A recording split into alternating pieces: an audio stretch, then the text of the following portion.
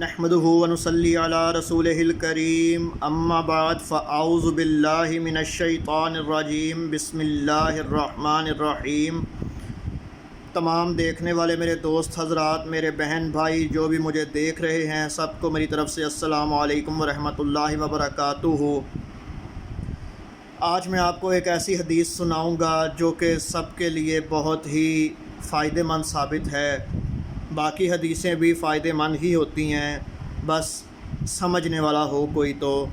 حضرت ابو ہریرہ روایت کرتے ہیں کہ رسول اللہ صلی اللہ علیہ وآلہ وسلم نے فرمایا کہ جس نے ایمان اور یقین کے ساتھ رمضان کے روزے رکھے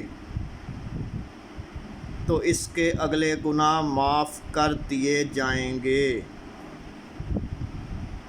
میں آپ کو اب اس کے اندر ایک نکتہ بتا دوں۔ کچھ لوگ کہیں گے ہم تو روزے رکھتے ہیں، ہم تو سارے ہی رکھتے ہیں۔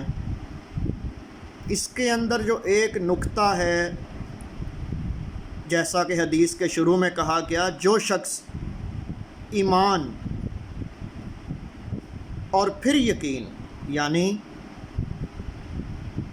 ایمان کی جو عمارت ہے وہ کس چیز پر ہے؟ آپ کا ایمان ہونا چاہیے کہ اللہ ایک ہے، اللہ وحدہ لا شریک ہے۔ آپ جس حال میں بھی ہیں، چاہے کمرے میں ہیں، باہر ہیں، جہاں بھی ہیں، اللہ آپ کو دیکھ رہا ہے، آپ کی بات سن رہا ہے۔ اور دل سے لا الہ الا اللہ محمد الرسول اللہ صلی اللہ علیہ وآلہ وسلم کا اقرار کرنا، جب یہ ہوگا تو پھر ہم اس کو کہیں گے کہ ایمان۔ اور ایک شخص ہو وہ جھوٹ بولے اور کہے میں نے روزے رکھے، تو وہ پھر ایمان والا نہیں۔